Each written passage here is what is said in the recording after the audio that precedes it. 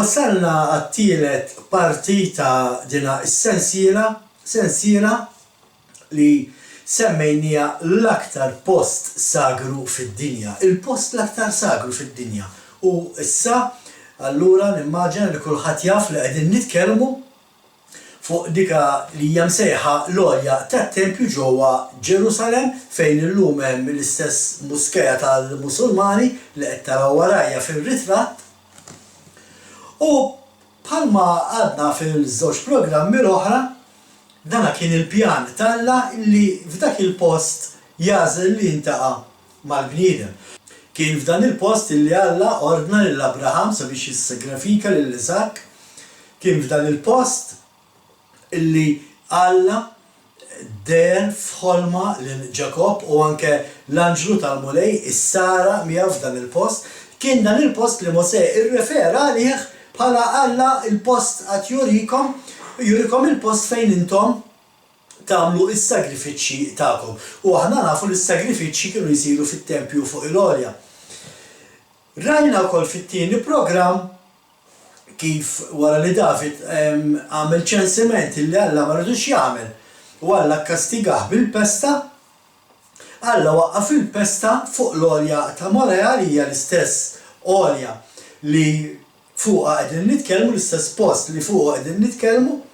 U naraw kif David ħaseb qal isma' għal mhux sew jiena ngħix ġo palazz u Alla jgħix ġo tinda u rajna kif Alla qallu David qallu sewwa qed taħseb, qallu ekku imma huwa tajjeb li jkolli dar fejn ammar imma ma tistax tibniha inti il għaliex idejk hija mċabsa b'ħafna qdem. U naraw għal min segwi l-istorja magħna jkun qed jara l-Bibja, naraw kif anke David lesta il-pjanti ta' dan it-tempju, imma kien Salamun li bnieh. Alla għażel lil Salamun it-tifel ta' David sabiex jibnilu t-tempju. Kien tempju majestus, kien tempju meravigljuż, kien tempju tal-għaġeb mhux biss fis-sura tiegħu. Fis-sura kien sabiħ imma kien majestus tal-għaġeb għaliex għax fih kienet tinżel il-glorja xekajna, il-glorja qaddisa. Fih kien jinżel Alla sabiex jiltaqa' mal-bniedem. U ħanaraw illum x'ġara minn da kollu il-programm tal-lum isimgħu titilfux u biex tkomplu magħna inħeġġiġkom sabiex tmorru magħna fil-Bibja, dejjem żommu l-Bibja f'idejkom, dejjem araw li dak li qed nidulkom aħna huwa miktub, dak li qed nispjegaw aħna huwa minn fuq il-Bibja u mhux x'jaħseb il-bniedem. Għaliex ħafna jiġu mqarqa minn ħafna liema tal-kelma meta dawn l-liema jibdu jinterpretaw il-Bibja kif jaqbel lilhom. Mela, kif nafu li dan il-post kien qaddis, dan il-post kien sagru, it-tempju li bena Salamun. Għaliex huwa Salamun stess li jgħidilna fil-ktieb tal-ewwel Slaten, kapitlu 8, vers 10 jaqra hekk. X'kien il-qassassin ħarġu mis-santwarju ta' barra, is-sħaba imliet it-tempju tal-mulej. U minħabba fiha l-qassisin ma setgħux ikomplu s-servizz tagħhom. Għax il-glorja tal-mulej kienet imliet it-tempju tal-mulej. U allura x'qed jgħidilna hekk? Qed jgħidilna li f'dan it-tempju meta kienu qed jitolbu, meta kienu qed jagħtu qima lill-mulej, niżlet ix-xekajna, il-glorja xekajna, niżlet il-qawwa tal-Alla f'dan il-post, niżel Alla nnifsu fuq l-arka tal-patt. U nerġgħu nfakkarkom li dan huwa l-istess post li konna qed nitkellmu fuqu sa mill-bidu ta' din is-sensiela, sa mill-bidu tal-ewwel programm. F'dan il-post Alla dejjem rid li jinżel u jiltaqa' mal-bniedem. U naraw li fuq perjodu ta' 500 sena bejn Abraham u Salamun, bejn Abraham u Salamun kien hemm bejn 500 sena, Alla qatt ma bidel l-ħsieb tiegħu. Alla qatt ma qal mela mhux hemm ħaniltaqa' magħhom issa x'imkien ieħor. Le, Alla tinsewx li Alla ma jinbidilx Malakija 3:6, Alla jgħid jiena Alla il-mulej ma nitbiddilx. U anqas f'din id-deċiżjoni ma ċċaqla Alla. dejjem baqa' jażel dak il-post biex jiltaqa' mal-poplu tiegħu. Għalhekk dan il-post huwa sagru, għalhekk dan il-post huwa qaddis, ejja ħankomplu naraw x'ġara f'dan il-post. U ħanaqraw issa l-istess l-ewwel ktib ta' Slaten kapitlu 8 ħanaqraw versi 12 u 13. Imbagħad Salamun qal: qiegħed il-mulej ix-xemx fis-smawiet, imma hu rrid jammar fid-dlam. Għalhekk jien bnejtlek dar fejn tammar, post fejn toqgħod għal dejjem. U bekk nafu li dan il-post huwa sagru.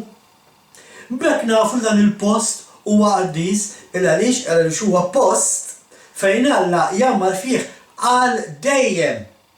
Għal dejjem, għal ma taħsbux li il-mulej se jibda l-femtu, hemmhekk se jerġa' jinżel, hemmhekk se jerġa' jiġi, hemmhekk se jerġa' jibda jammar meta nkunu qed ngħixu miegħu fl-eternità fuq din l-art. Fuq l-istess post fejn Abraham offra l-Iżak, fuq l-istess post fejn Ġakob kellu l-ħolma, l-istess post li rrefera leh Mose, il-post li David kien xtara biex fuqu jibni artal biex kun jista' jqim u jagħti l-ġieħ lill-mulej. Kollox idur fuq dan il-post, il-pjan Alla għall-poplu tiegħu.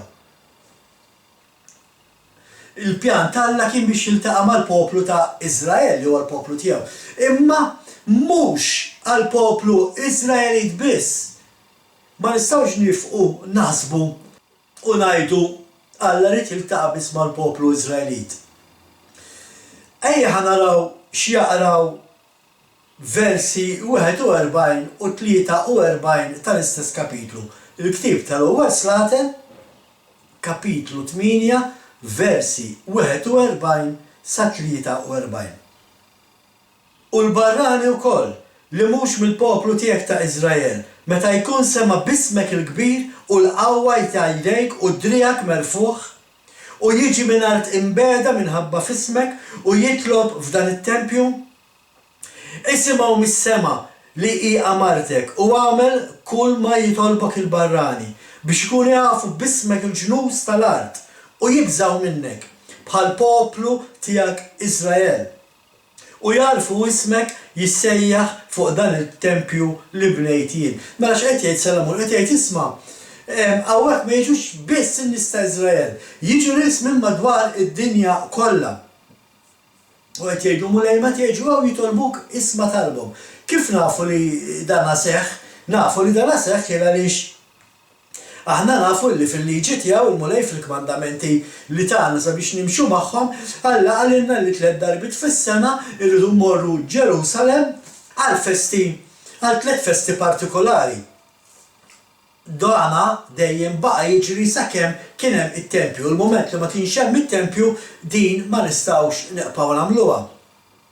Imma nafu illi anke wara l-mewt ta' Kristu dawn l-affarijiet kienu għadhom isiru għaliex bħalma tafu u fuq dan qed nippreparawlkom anke programm ieħor illi l-apostli jirċevaw l-Ispiritu Santu meta kienu qegħdin Ġerusalemm għal festa ta' Pentekoste. Għaliex għax Pentekoste hija waħda minn dawk il-festi fejn il-mulej jgħid isma' tridu tiġu u tqimuni f'dan il-post. Għalhekk l-apostli kienu qegħdin ġewwa Ġerusalemm meta rċevaw l-Ispiritu Santu kienu għadhom qed iqimu lill-mulej, kienu għadhom qed jimxu mal-liġi tal-mulej mhux għax mitjax huwa issa spiċċat il-liġi. Ejja ħankomplu bil-programm. Kemm hu sagru dan il-post li qed nitkellmu fuq għax inna ngħidu li huwa sagru ma kemm hu sagru, araw kemm hu sagru. L-ewwel Slaten kapitlu 8 vers 27.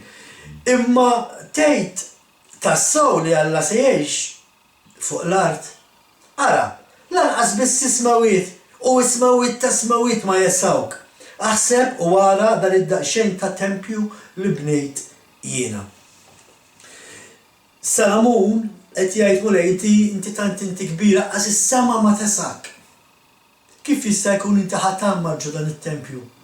Imma iva, dak il-post f'dak it-tempju ġo kamra imsejħa il-qaddis tal-qaddisin jew inkella il-post l-aktar qaddis, Alla kien jinżel fuq latu tal-arka li kienu bnew.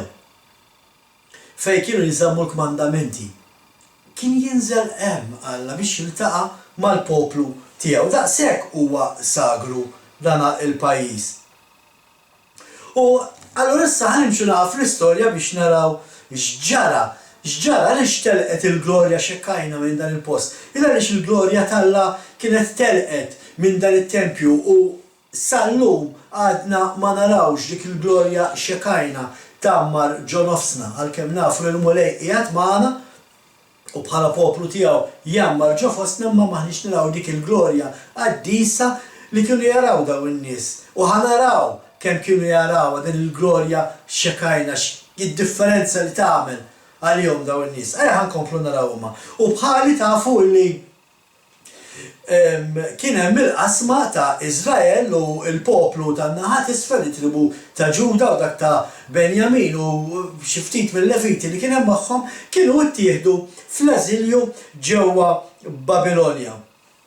Kien madwar is-sena 586 meta il-profeta Ġeremija beda jwissi l-poplu.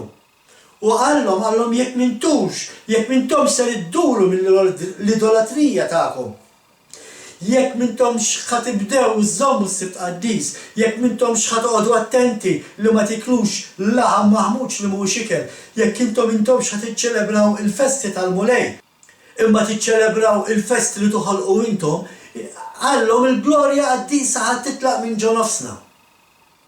U dak li ġara. Fil-fatt naraw illi is-saltna tan-naħat isfel ta' Iżrael tkissret fi 3 fażijiet. Għandna l-ewwel fażi fis-sena 605 meta kien hemm Daniel. Tafu li Daniel kien ittieħed ukoll fl-eżilju. Naraw is-sena 597 fi żmien Eżekjel illi profetizza ħafna fuq dana l-assedju li kien qed jiġri u naraw ukoll fis-sena 586 meta Babilonja erdet għal kollox in-naħat isfel ta' Iżrael, inkluż it-tempju tal-mulej kienet ġerfitu u kisritu, kienu erduh. Imma kif qed taraw kienu avżati. U għalkemm kienu avżati għax kellhom il-glorja xekajna f'nofshom għax kienu jafu li Alla qiegħed magħhom, dawn in-nies ħasbu li Alla qatt ma kien ser jitlaqhom. U x'ġara allura bdew jgħixu fl-idolatrija. U aħna nafu li Alla ma jistax jammar fejn hemm l-idolatrija, Alla ma jistax jammar fejn hemm id-dnub, u n-dnub huwa idolatrija, u l-idolatrija hija d-dnub, u allura Alla kellu jitlaq minn fuq dan il-post, minn ġo dan il-post partikolari li kien għażel biex jiltaqa' mal-bniedem. Ejja ħanaraw x'kien qallhom Eżekjel. U jekk tmorru miegħi fil-ktieb ta' Eżekjel kapitlu 10 ħanaqraw minn vers 18. Imbagħad il-glorja tal-mulej telqet mid-daħla tat-tempju u qiegħdet fuq il-kerubini. U l-kerubini fetħu ġwenħajhom ħarġu u ntrefgħu mill-art quddiem għajnejja. Din hija viżjoni li qed jara Eżekjel. Bir-roti ma' ġenbhom. Imbagħad wafqu ħdej it-tempju tal-mulej fid-daħla tal-bib li jagħti għall-vant bil-glorja talla ta' Iżrael fuqhom min-naħa ta' fuq. X'qed naqraw hawnhekk? Qed naqraw il-viżjoni li Eżekjel kellu tal-glorja qaddisa titlaq minn ġo tempju. Kien qed jgħidilhom il-mulej ta' il-viżjoni jekk mintomx ħatiblu ħajjitkom, il-glorja qaddisa li mtammar fostna l-glorja tal-Alla l-missier li qiegħda f'nofsna ser titlaq. U din hija l-viżjoni li Eżekjel kellu meta ra l-glorja qaddisa, l-glorja tal-Alla titlaq minħabba d-dnub tagħhom. Ma setax Alla issa jeqpa' preżenti hemm, ma setax jeqpa' fid-dar ta' Ġuda. Kif ukoll anqas fid-dar ta' Ġuseppi li kienu fin-naħa ta' fuq. Imma d-dar ta' Ġuseppi hija storja oħra.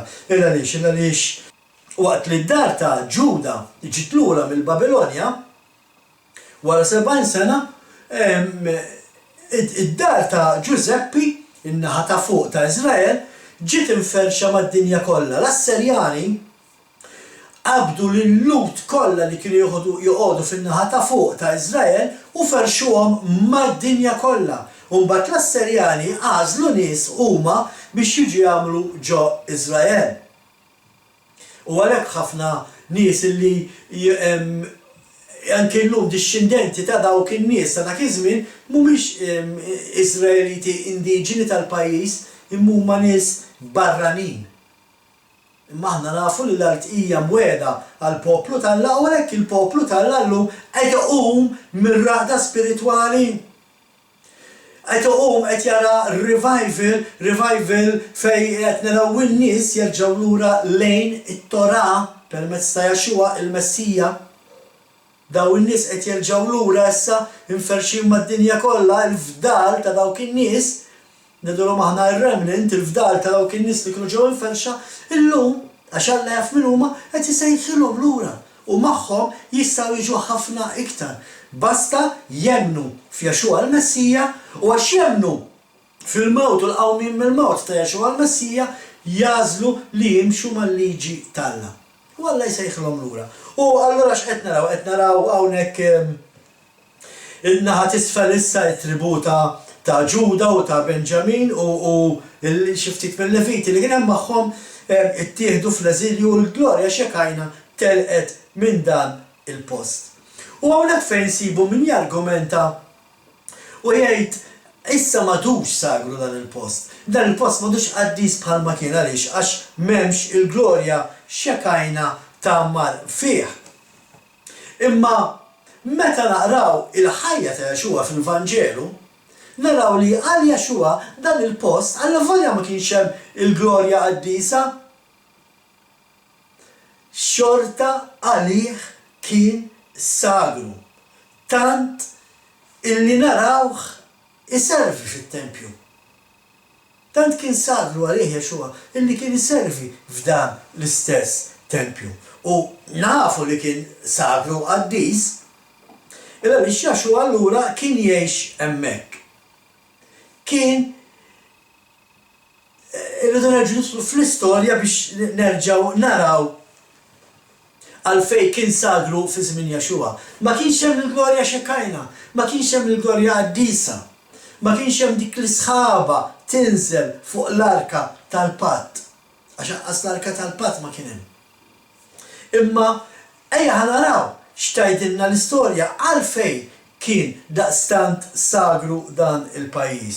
U ħanaraw billi għal min jistudja u jaqra l-Bibja jaf li fil-Bibja hemm żewġ perjodi differenti tat-tempju. Hemm il-perjodu ta' l-ewwel tempju dak li bena Salamun u hemm il-perjodu tat-tieni tempju.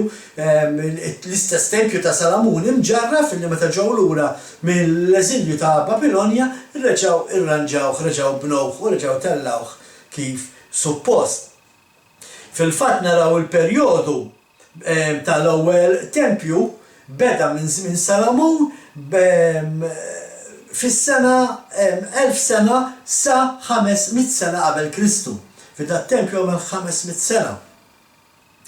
Magħruf ukoll bħala il-perjodu tat-profeti f'dan il-perjodu minn Salamun sa 500 sena wara dejjem rajna l-profeti ġejjin u jħabbru jgħidu lill-poplu dur erġibda imxi mal-liġi tal-Alla indem. U mbagħad għandna il-perjodu tat-tieni tempju nedolu it-tieni perjodu illi jibda issa minn 500 sena qabel Kristu sa s-sena 0, sa s-sena meta mit Kristu prattikalment illa għaliex. Għax aħna nafu illi 70 sena wara l-mewt ta' Kristu twaqqa dan it-tempju mir-Rumani. Ġie mġarraf u illum mhux qiegħed hemm u minfloku bħalma qed taraw fir-ritratt warajja hemm il-Muskea tal-Musulmani. Ma rridx ħafna ħin noqogħdu nidħlu fl-istorja, imma meta ġew lura minn Babilonja kien iż-żmien tal-profeti Zakkarija u Ħagaj. Żewġ profeti li nsibu anke il-kitbiet tagħhom fil-Bibja tagħna. U naraw allura issa d-dar ta' Ġuda ġie lura mill-eżilju fil-Babilonja wara 70 sena. U x'inhi l-ewwel ħaġa li suppost kellhom jagħmlu meta jiġu lura minn dan l-eżilju. Suppost l-ewwel ħaġa li kellhom jagħmlu kien li jibnu t-tempju. U naraw li Ħagaj jgħid lill-poplu qed tibnu darkom, qed tibnu t-tenet tagħkom, qed tkabru id-dwieli tagħkom, imma t-tempju għadu mġarraf, għadu mwaqqa, għadu mkisser. Erġgħu ibnu t-tempju inkella Alla ma jistax ibierek l-għeliqi tagħkom, il-ħsad tagħkom u l-fjuri tagħkom. Dan insibuh fil-ktieb ta' Ħagaj miktub. Qed jgħidilhom isma' bnejtu djar, bnejtu dwieli, qed tieħdu ħsieb l-affarijiet li għandkom bżonn intkom, imma id-dar tal-Alla għadkom ma middejtux idejkom biex tibdew issowwuha u tirranġawha. Fil-fatt Ħagaj mhux xi ktieb kbir imma fiż-żewġ kapitli li fih kiteb Ħagaj naraw iċ-ċanfira mingħand Alla għax tinsewx Ħagaj kien profeta. Dak li kien qed jgħid mhux għax irid jgħidu imma kien il-kliem li Alla poġġielu f'ħajtu. Daw kienu profeti ta' vera li Alla kien ikellem biex waslu l-messaġġ ta' mhux bħal dal-ħafna profeti magħmulin l-Amerika llum illi llum jgħidu ħaġa u 4 ijiem wara ibidlu l-verżjoni huma profeti xejn. Imma mela, x'qed jgħidilhom Ħagaj? Alla qed iċċanfarhom permezz ta' Ħagaj talli ma bnewx it-tempju, tal-li ma rranġawx. U naraw anke fil-ktieb ta' Ħagaj mhux biss iċ-ċanfira imma anke li bnew it-tempju. U huwa interessanti il-fatt li meta ġew biex jiddedikaw it-tempju, l-iskrittura tgħidilna li kien hemm ferħ u biki kbir. Kien hemm min beda jifraħ u min beda jikbi u ma jafux min kien qed jitħaq għalfejn qed jitħaq u min kien qed jikbi għalfejn kien qed jikbi, speċi min kien qed jikbi ma jafx l-oħrajn għalfejn qed jitqu. Imma dawk li bdew jitqu ma jafux għalfejn l-oħrajn bdew jikbu. U ħanaraw għalfejn interessanti ħafna il-kelma talja sabiħa u t-tina t-tifsira ta' kollox. Mela kif qed ngħidu kien hemm min beda jifraħ u kien hemm min beda jikbi. U dak li bdew jifirħu kellhom raġun jifirħu, għaliex issa għandhom tempju, issa għandhom dar fejn jista' jagħmmar Alla. Dawk li bdew jikbu għaliex kienu jiftakru it-tempju ta' qabel. Mela x'qed ngħidu ħannużaw il-kelma anzjani, l-anzjani li kienu jiftakru t-tempju fi żmien Salamun bdew jikbu. Għax qalu da sabiħ, bda qed jifirħu fejn il-glorja tal-mulej. U bdew jikbux ma kienx hemm il-glorja tal-mulej. L-oħrajn, iż-żgħażagħ, il-ġenerazzjoni illi ma kienx tiftakar it-tempju ta' Salamun, bdew jifirħu għax għandhom it-tempju. U naraw ukoll ir-risposta li Alla ta' permezz tal-profeta. F'da kollu Alla wkoll uża il-profeta biex jagħti risposta. U Alla jgħid li dan it-tempju kien se jkun aktar glorjuż minn dak ta' Salamun. Alla volja fih qatt ma niżlet il-glorja xekkajna.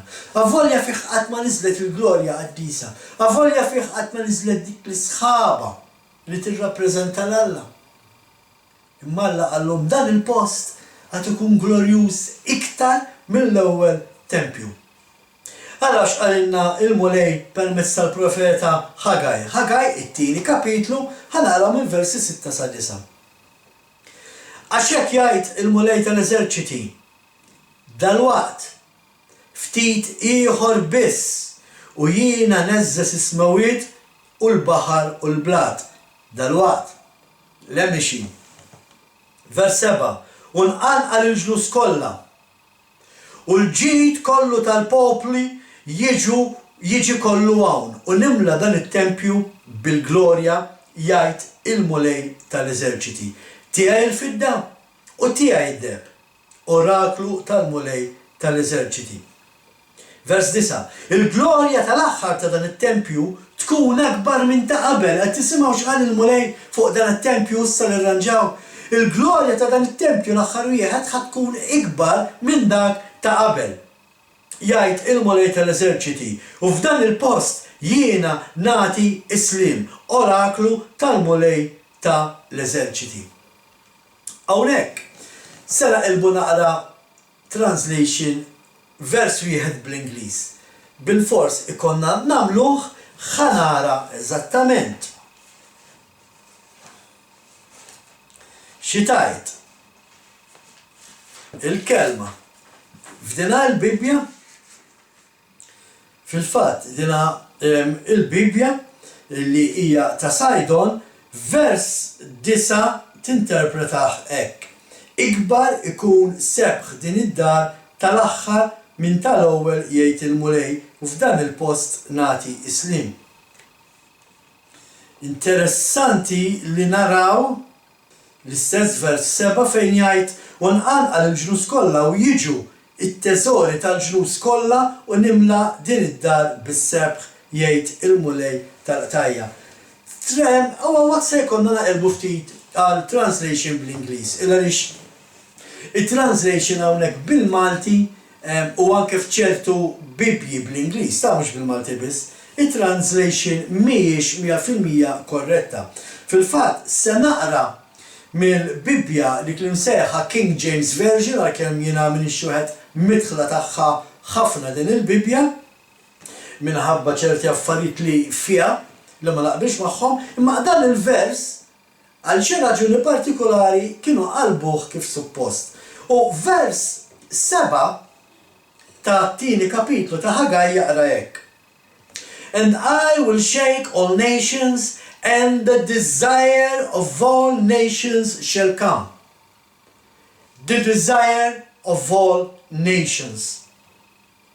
Min huwa?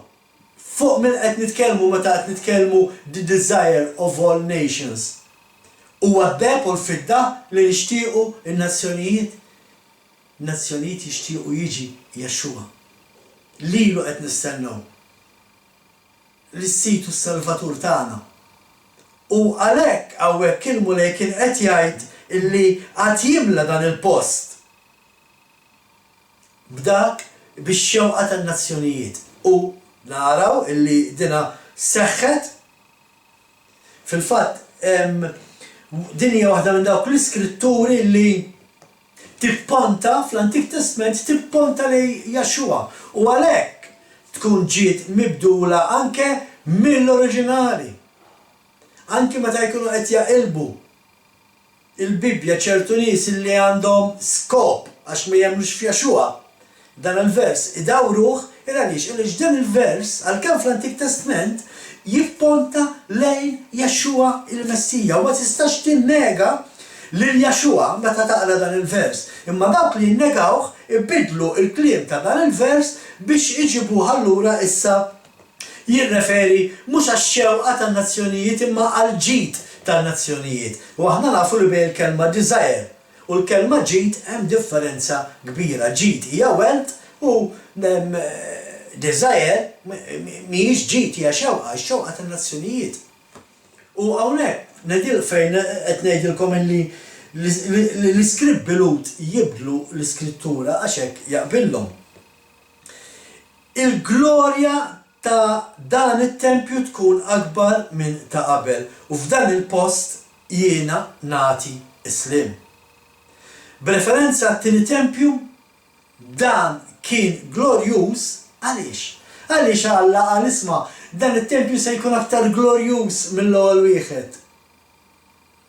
Għaliex waqt li fl-ewwel wieħed kienet tinżel il-glorja qaddisa fil-post l-aktar qaddis, fit-tieni tempju Alla kien jimxi fih. Ma kienx ristrett għal ġokamra waħda. X'jiġifieri Alla kien jimxi fih? Kollha naqblu Jexxua l-Messija huwa l-kelma tal-Alla magħmul bniedem. Il-kelma tal-Alla magħmul bniedem kien jimxi f'dan it-tempju, kien isservi f'dan it-tempju, kien ikun hemmhekk jistudja meta kien żgħir, jgħallem meta kiber. Għalhekk kien glorjuż. Kien hemm Jexxua jimxi fih.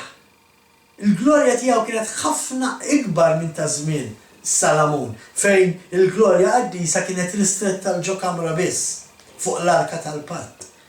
Imma fi żmien Jexua kien jimxi, jippassiġġa, jiddaħaddet, jiddiskuti, jgħallem u jressaq in-nies lejn Alla l-Missier.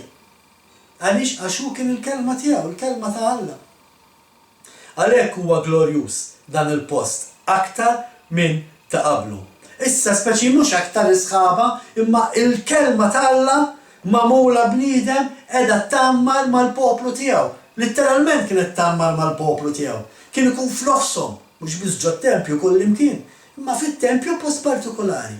Il-post fejn Alla għażel li jiltaqa' mal-bniedem. U anke meta jerġa' jiġi Jexua u jibni it-tempju li jmiss kif deskritt fil-ktieb ta' Eżekjel, li xħafna jaħsbu li huwa il-bniedem illi irid jibni dan it-tempju, imma l-kelma ma nsibu l-ebda referenza għal xi tempju li ħajibni l-bniedem u jkun aċċettat minn Alla, imma huwa Jexua li jrid jerġa' jibni t-tempju li jmiss issa u se jkun jirrenja fil-paċi f'dan it-tempju.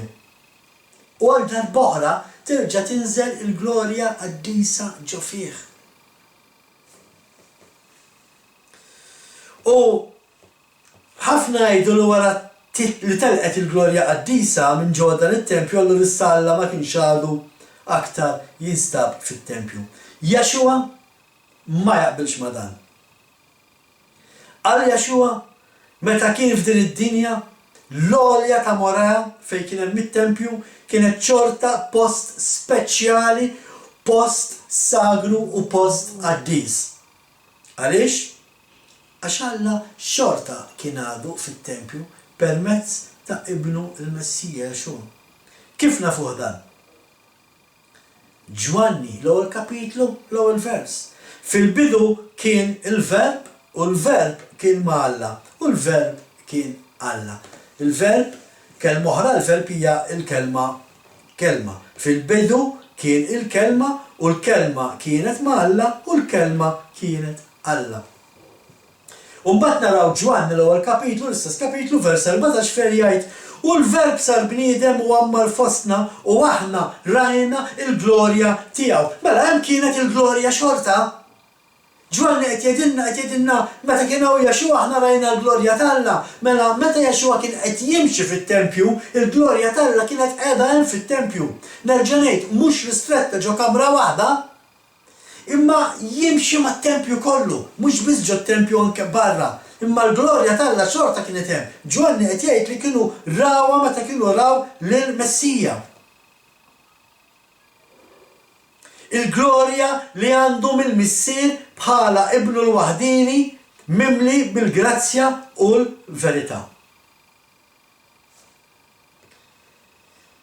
Kif nafu li għal Jexua it-tempju kien sagru ħbib Ġwanni kapitlu 2 versi 13 sa 16. Kien qorob l-għajt tal-Lut u Jexua tela Ġerusalem. Għaliex fil-festa tal-għajt aħna kmandati li mmorru Ġerusalem kieku hemm it-tempju. Illum m'hemmx it-tempju ma nagħmluhiex. Fit-tempju sab min qiegħed ibih barrin, naċ u ħamiem. U min kien bil-qiegħda jsarraf il-flus.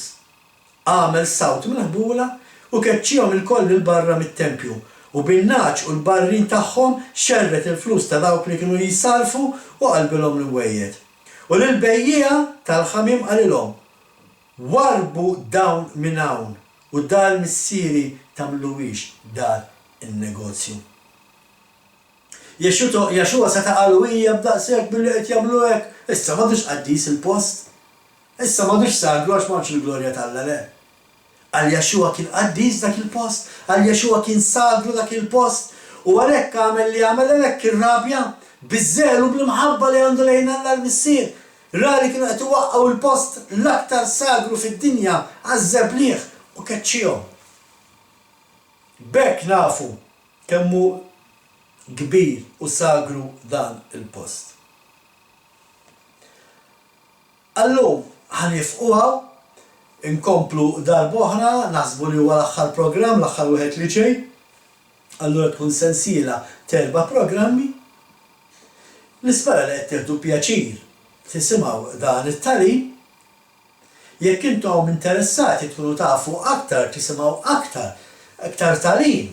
Nħaġġiġkom jekk forsi tixtiequ li tingħaqdu magħna kull nhar ta' Sibt filgħodu fl-10:30 aħna l-Komunità Malta Messjanika niltaqgħu ġewwa l-Aqua Marine Hall fit-Towpaz Hotel Buġibba fejn nagħmlu studju tal-Paraxa, il-parti tat-Tora ta' dik il-ġimgħa partikolari, nagħmlu kant ta' tifħir lil Mulej, nagħmlu studju bibliku u wara anke nagħmlu fellowship fejn noqogħdu hemmhekk flimkien u naħdu pjaċir niddiskutu u nitkellmu wieħed mal-ieħor. Iktar il-qudiem anke lejn l-aħħar ta' dan ix-xahar, lejn l-aħħar ta' Marzu, jekk l-affarijiet ma jiggravawx minħabba l-COVID-19 virus, għandna Rabbi Benjamin ġej minn ġewwa l-Ingilterra, dan huwa messjaniku ludi, illi ġej sabiex jallimna wkoll li tina xi tagħlim dirett u għaldaqstant inħeġġiġkom jekk tridu tingħaqdu magħna. Allum baqa' li xejn aktar xnejnilkom li f'isem sħabi tal-Komunità Malta Messjanika insellmilkom. Shalom.